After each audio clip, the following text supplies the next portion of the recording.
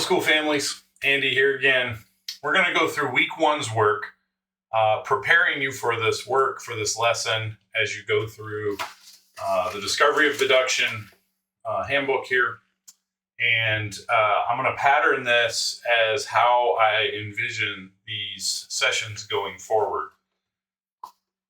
I am going to read the majority of the chapter as I go through. If that is boring you, realize you have speed control. You can make me sound like a chipmunk, make me go extra fast, and see where we hit some of these points. But I want to go ahead and get started. We're on lesson 1.1. There, up here at the top, there are points to remember. I've put those up here for 1.1, 1.2, and 1.3. I'm going to talk about them as I go in the chapter, and I hope this makes sense for everybody. Logic, the art and science of reasoning, is commonly divided into two main sections, formal and informal logic. You may have already studied informal logic, particularly fallacies. They reference the art of argument. We'll do that next year. What we did do is through debate, we did look at fallacies, which is a form of informal logic. So we focused some of our study last year on informal logic. Formal logic looks at reasoning in the abstract and focuses primarily on deductive reasoning, which deals with types of arguments in which the conclusion must be true if the premises used to support it are true.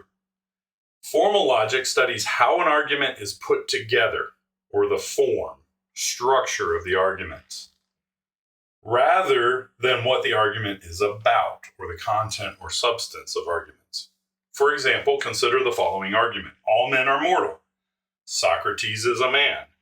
Therefore, Socrates is mortal. Formal logic is less concerned with the content of an argument, if Socrates is mortal is true or false, but very much concerned with the form of the argument. If the logical steps taken to get from all men are mortal to Socrates is mortal, if they're valid or invalid. It is not that the content of the deductive argument is not important. It certainly is. However, when people argue deductively, they often begin with statements, which are called propositions in deductive logic. Most, if not all, people accept these propositions as true. Then, they use the process of deduction to discover new truths and ideas based on those accepted truths. So we look at already accepted truths and deduce new truths. For instance, in the previous argument about Socrates, the first two propositions of the argument are a given. That is, no one would doubt those propositions. So, the focus of this argument would not be on whether or not the facts of the argument are true, because everyone knows they are, but rather on whether or not the argument is structured correctly. This is typically true of deductive arguments. Because the proposition in the argument, because the propositions in the argument are often considered to be true, the analysis of the argument focuses on the form of the argument to see if the reasoning process is correct. This concentration on form means that the content of a formal argument is more or less interchangeable, which is why the ordinary language of such arguments is often replaced with symbols. Using symbols to replace the ordinary language in an argument, and then evaluating the relationships between these symbols, will help you to learn how to analyze the form of arguments more easily. Let's look at another example. And I like to look at an even simpler example. I'm going to pause from the book. In our previous example of Socrates, following the exact same form, I could substitute other things. Now, as Timmy pointed out to me when I pulled this up to him, these statements are not necessarily given true statements. All cats are fluffy. Maybe they're not. We have a cat named Mickey. Mickey is a cat. Therefore, Mickey is fluffy. We follow the exact same reasoning as the Socrates argument, but we're using cats and fluffiness and the fact that we have a cat named Mickey. So you can interchange what the actual data is, follow the same structure, and the validity stays the same. So if all cats truly were fluffy, then that argument would be a true argument, but it is valid nonetheless. The author says, let's look at another example. All readers of excellent literature are people who think deeply. Very similar to the first statement, but now with a lot more words. All habitual readers of Shakespeare are people who read excellent literature. Therefore, all habitual readers of Shakespeare are people who think deeply. As you can see from the argument above, most, if not all, people would agree with both the first and second propositions. Therefore, the focus of this argument is not so much on the content of the propositions as to whether or not the argument is structured correctly, so that we can know that the person making the argument is reasoning properly from truth to truth. I'm going to pause here real quick.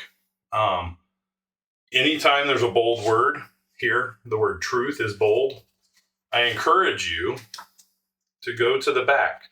There's a glossary starting on page 313, and it will give you the definitions that we'll be using here.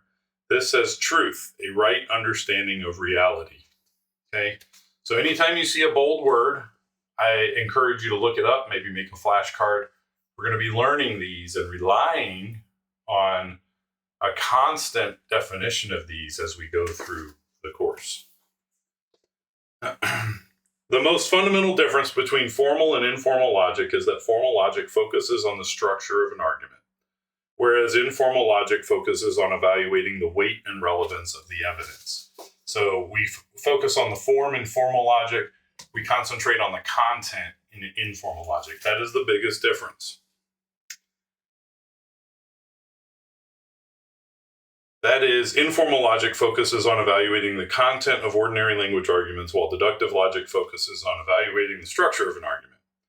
The ordinary language arguments found in informal logic are usually inductive in nature, arguing from certain particular evidence or observations to a more general conclusion. And that's what this says right here. That is probable but not certain. One historian of logic described informal logic as dialectical logic because it is the language of debate and the interchange of ideas between people. While it is true that people can use both types of logic individually or in conversation, people often use deductive logic, whether they realize it or not, to make sense of the world around them. Again, we are created in God's image. He is a very logical being.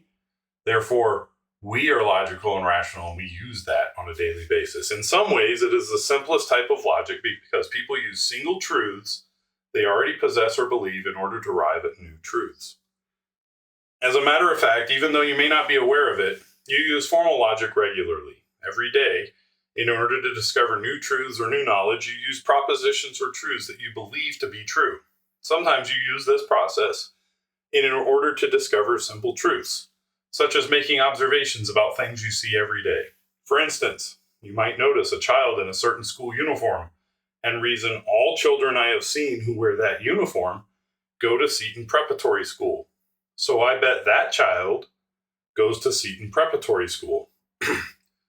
Other times you use formal logic to discover complex truths, such as when you make choices regarding ethics.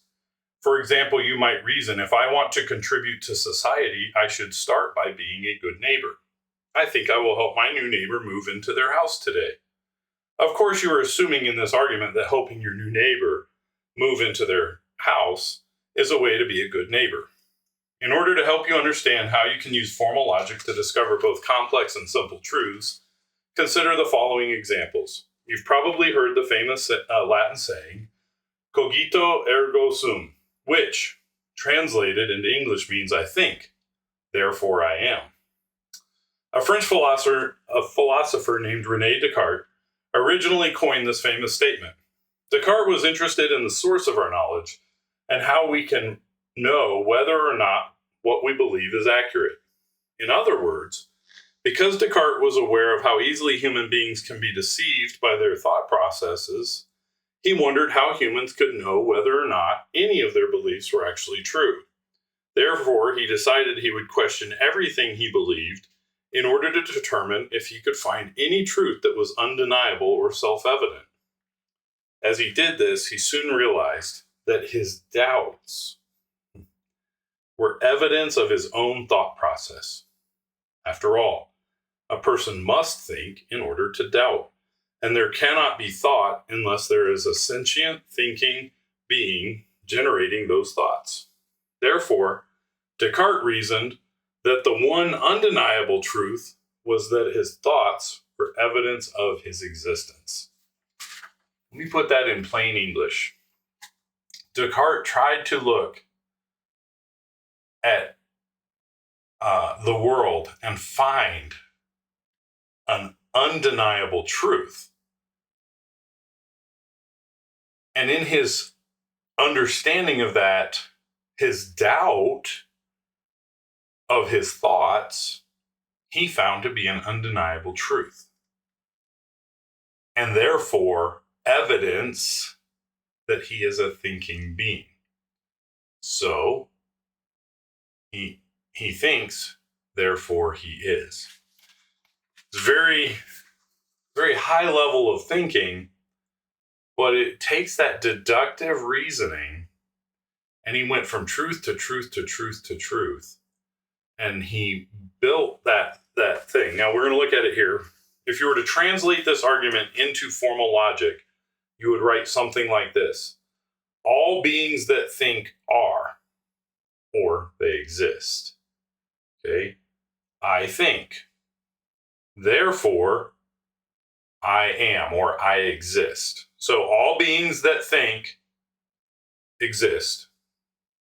I think, therefore I exist.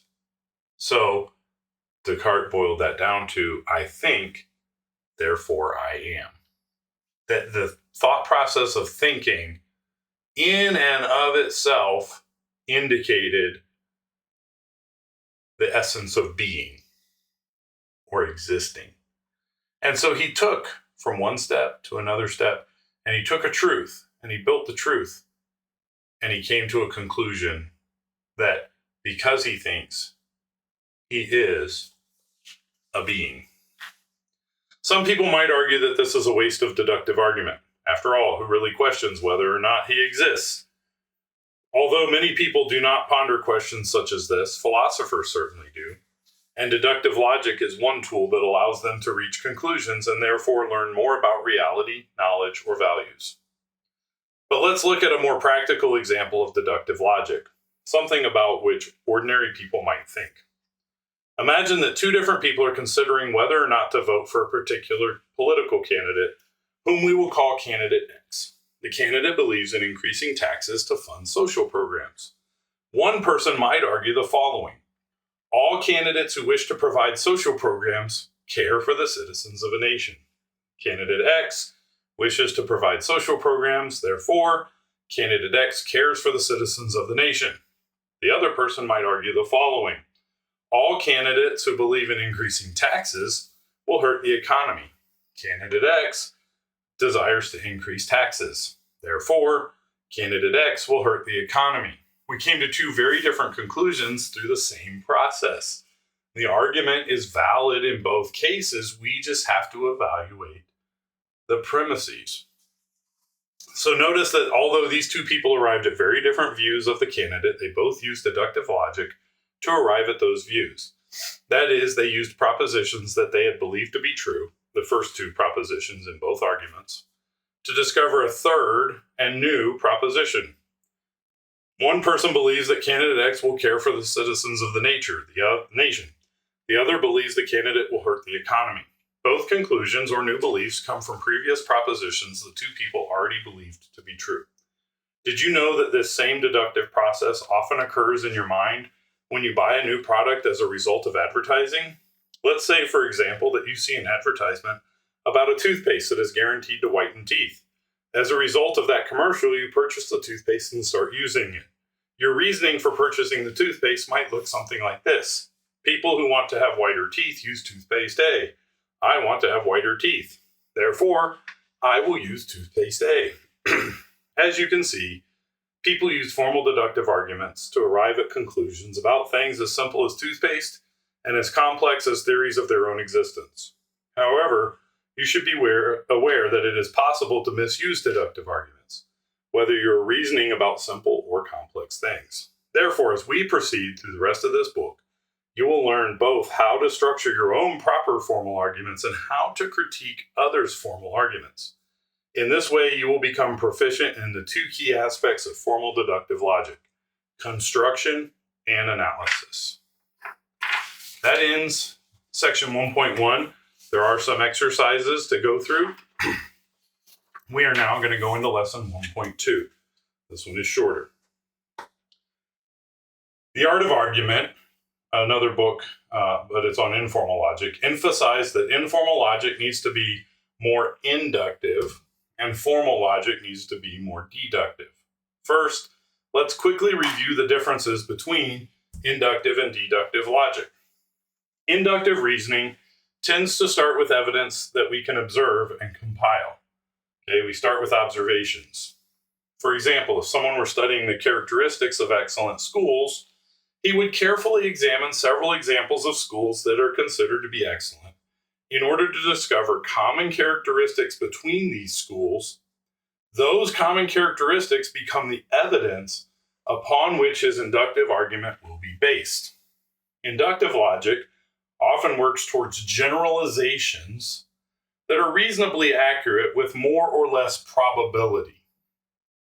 This means that inductive reasoning does not lend itself to absolute certainty, which is why inductive arguments are evaluated as either strong or weak. In our example of the study of the characteristics of excellent schools, the researcher might discover that all the schools he examined had high expectations for their students. Therefore, he might claim that one characteristic of an excellent school is that it has high expectations for its students. It would be difficult to prove absolutely that this characteristic is a cause of the school's success, but the more careful and thorough the work of the researcher, and the more schools he examines in his study, the more probable that conclusion becomes. Deductive reasoning, on the other hand, does not start with observations or evidence so exclusively, but rather with a proposition. Okay, we start with givens here. A statement that can be proven true or false. And it's used as a given to start an argument. Examples of propositions that can be used in an argument are: all men are mortal, like we looked at before, or thoughts indicate a thinking being, from Descartes' argument. These propositions are generally assumed as a starting point or as givens, things that are accepted as self-evident, and are often called axioms or postulates. Those words we'll use throughout. Right here it uses given. Deductive reasoning focuses on things that are either black or white. There is no gray in between, which is why deductive arguments are evaluated in the more certain terms of valid and invalid. In contrast, inductive reasoning tends to focus on shades of gray. For example, if you consider the postulate all men are mortal, you will note that men are either mortal or they are not mortal. That's black and white. So you know this postulate is based on deductive reasoning. On the other hand, if you consider the characteristics that create an excellent school, you will note that it's more difficult to determine absolutely, which places them in the shades of gray area of inductive reasoning. Since we can analyze inductive reasoning just as we can deductive reasoning, there are approaches to induction that can be classified as formal logic. After all, inductive arguments can be analyzed in ways that focus only on the form or structure of the argument, and in ways that don't involve the back and forth interpersonal dimension of debate between people. But remember, we are discussing inductive reasoning in this chapter just for the sake of review. We looked at it last year and exercised it in debate. We'll look at it again next year as we look at the art of argument. But the primary focus of the rest of this book will be on deductive reasoning or deductive logic, with an occasional mention of inductive logic as a basis for comparison. That's lesson 1.2. Finally, lesson 1.3. As you have probably realized by this point, there are several different types of formal logic. You may wonder, as you learn more about them, why it's necessary for them to exist. You may also wonder how to move between the different types of logic and how to use them properly in conjunction with one another. To understand the purpose of this different types of logic, it may help you to consider they're like the different magnification levels of a microscope. These different levels of magnification allow you to go from a broad view of something to a very close, detailed view. Similarly, the different types of logic allow you to look at human thought from a broad or detailed perspectives. So we're going to look at this analogy using the two most widely studied types of formal logic, categorical logic and propositional logic. I wrote these in blue here because it doesn't follow straight down. These are both things we're going to look at under deductive logic. Formal logic is mostly deductive. Informal logic is mostly inductive, so these are related. These, I just didn't have a different spot on the board. These are both related under deductive logic. Keep in mind that the differences between these two types of formal logic are similar to the differences between the levels of a microscope's magnification. The basic component of categorical logic is an individual noun, okay, or a noun phrase called a term. So the basic building block of categorical logic is a term. The basic component of categorical logic, when we use categorical logic, it is like we're examining human thought very closely and in great detail, as though we are using a very high magnification on a microscope. So this is very specific logic. When we use propositional logic, it's like we're looking through at thought process through a distance in order to get a better view of a more comprehensive, complex thinking operation. It is though we're looking at them using a very low magnification on a microscope. Let's look at a few examples to illustrate the point more clearly. In the first argument that follows, there is a categorical syllogism. We're going to learn about syllogisms later. It's just very specific to be 3 terms, 3 statements. It's the key kind of argument in categorical logic. You'll notice that it deals with 3 single specific categories. And in this case, it'll be people, compassionate beings, and me, or I. Through connecting these 3 categories, a specific point is made. I should be compassionate. So the argument is on page 10. It says, all people should be compassionate beings. I am a person. Therefore, I should be a compassionate being. Now look at the following example of propositional logic. So that was categorical. Propositional is, if I want to improve the world, I should help my neighbor. I want to improve the world. Therefore, I will help my neighbor. The second type of argument is a hypothetical syllogism. Okay, the word if is the key there. So we're looking at a bigger, higher level of thought, and that hypothetical is if. You're going to find this everywhere in the world. But a hypothetical syllogism says that one of the argument types of propositional logic. You'll notice that it's a more complex argument because it's dealing with a hypothetical possible scenario. The possibility that I might want to improve the world and what I should do based on that desire. Although I do discuss some other things, the world, my neighbor, and me, I do so in the context of this broad hypothetical look at the world. It's accurate to say that categorical logic, while it can deal with abstract concepts, its primary use to reason about a few actual things. While propositional logic reasons with complex reasoning situations such as hypotheticals, either-or scenarios, or even dilemmas. And we'll get into all those this year and break them down simple, easy to understand. To return to our microscope analogy, categorical logic helps us examine things up close, as if under a high magnification. Propositional logic helps us examine things from a distance to get a big picture and general outlines of things or ideas. as if under low magnification. For another example, consider the following situation. The other day, I went to meet my friend at the school which she works in order to help her set up her classroom. Unfortunately, on the way there, I got lost and ended up being 40 minutes late to meet her. When I got there, my friend said, "I'm glad you're okay. I thought that you had either forgotten about our meeting or that something had happened to you on the way over. Since I didn't think you would forget the meeting, I was worried something had happened." In this situation, my friend was using propositional logic. She used entire propositions or complete thoughts to reason about why I was late. You would notice that her use of propositional logic allowed her to reason the whole scenario in general, and it also allowed her to hypothesize different reasons I might be late. In contrast, if my friend had used categorical logic, she might have reasoned like this: all people who are late have forgotten their appointments. My friend is late.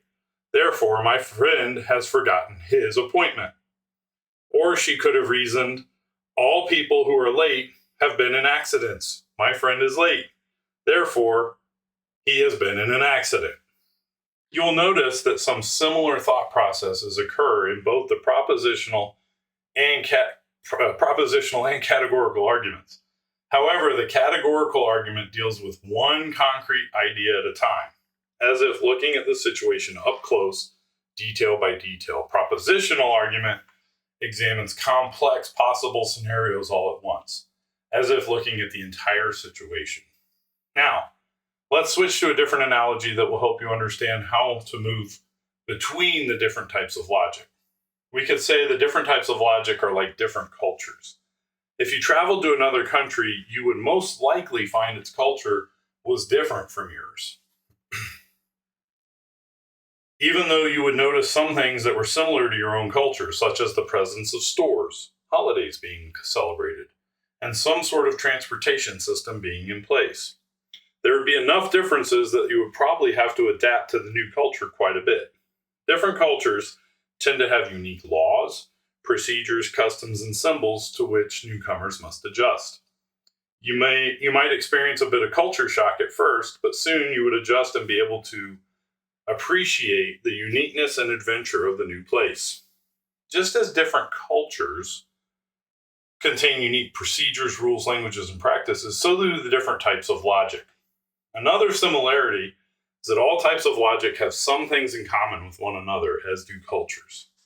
For instance, you will find that the different types of formal logic use some similar terms, and that all the different types of arguments have rules for constructing good arguments and avoiding bad ones.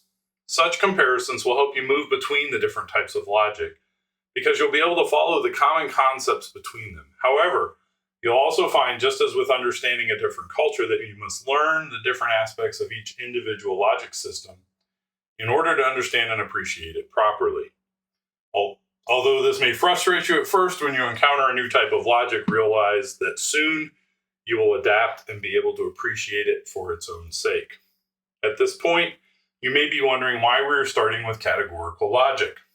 After all, there are a number of other logic textbooks that begin with propositional logic, or a branch of it, sometimes called truth functional logic. There are several reasons for our decision to start with categorical logic. And if you are like many students, it may help you to study this book more thoroughly if you understand the logic behind the way it's set up. I'm going to pause for a second. What we're really breaking down here was a lot of words to say that as we study propositional and categorical logic, there's going to be some big differences, but there's going to be similarities as well. That's where the cultures come in. When you go to, say, Japan, they're not speaking English, but they are speaking a language, right? They are verbally communicating as we do here. It's just a little bit different, or a lot bit different in that case. You see people. They look similar.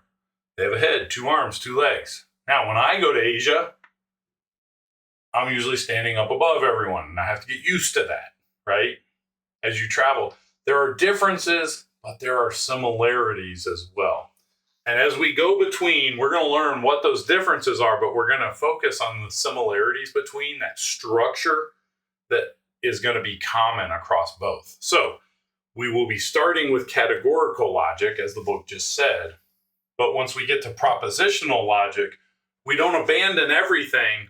We just have to learn a few new rules on that same construct to apply to propositional logic. That's all that's saying. It's a whole lot of words, but I like to think of it like that, and that's that culture's mentality that the book is putting forth. All right. The reason we study categorical first is that it is the more traditional logic.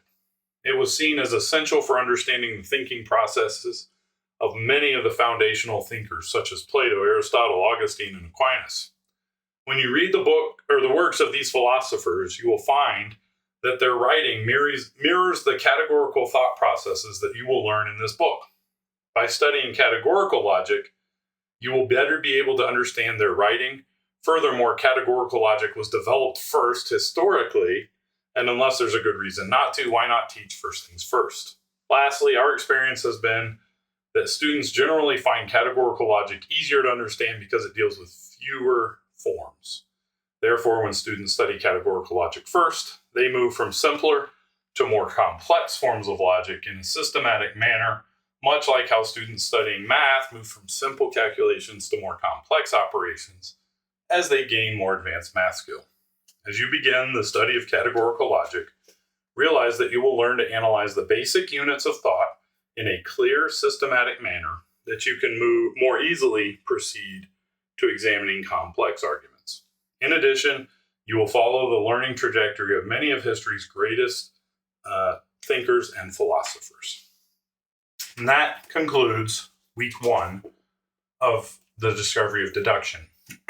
In the syllabus, you will find what exercises need to be completed. I will say that you as the parent own that. This is my recommendation. I have taken out the more complex thoughts or more complex exercises and left it to the more rudimentary exercises that I feel are important for us to progress through the book. Now, I will point out, remember there's a glossary at the end, and when you're in the define sections, this is where it is. I'm going to tell you, sitting there and copying it down, that is a part of learning. If you make a flashcard of it, that's even better because you can study it over and over and over and over. Okay, that is the key to any kind of learning: is repetition, repetition, repetition. So as we go through those exercises, they should be pretty basic this week. Short answer, fill in the blank, and definitions. If you have any questions, please don't hesitate to reach out. I know we only have a few days till class. I will get week 2 video out very soon so that you can start week 2 with the video with a little bit of explanation as we read through the text to give that basic understanding first off before you dive in and start working the exercises. So quick summary here. Formal logic and informal logic. This is as a review. We used it in debate. We'll look at it again next year. Okay. Informal logic is mainly focused on kind of that ordinary language arguments, right? When we're in a debate, when we're talking to someone out on the street, it's mostly inductive, and we're evaluating the end product as either strong or weak. Over here in formal logic, it is very, it's abstract. We're looking at the form. We don't look initially at what the content is, although the content does matter for that argument. We are looking at the form, and we're looking at a very concrete evaluation of that form. We talked about it a little bit about using symbols later on in the book. We will use symbols, which makes it easier to evaluate. Formal logic is mostly deductive. We talked about the fact that deductive logic starts with things we know to determine new things for us to know. Our arguments are determined to be either valid or invalid. It's that black and white. It's either valid or invalid. And we have certainty in that, mathematical certainty, as we evaluate deductive logic. Inductive logic, which informal is mainly inductive, starts with observations about things around us. And we compile those observations and try to make generalizations, such as the school uniform example from the book. These arguments are evaluated as strong or weak because they have that gray area in between. It's not valid or invalid. It's just, is it a strong argument? Have we done a lot of research and put together a lot of good information? Or is it a weak argument that's not well supported? And it's based on probability of correctness. No certainty of correctness, but just a probability. Is it stronger or weaker? Okay. Finally, under deductive logic, we looked at two types of logic, two main categories of, or main studies of deductive logic that we're going to look at this year. That's categorical and propositional. We're going to start in categorical. The basic building block is a term, which is either a noun or a noun phrase. Okay, cat, dog, something along that line. It's very specific, very detailed. And then we connect those with the word to be, or some form of the verb to be. Propositional logic will take that to the next complex level, where we're looking at total arguments there.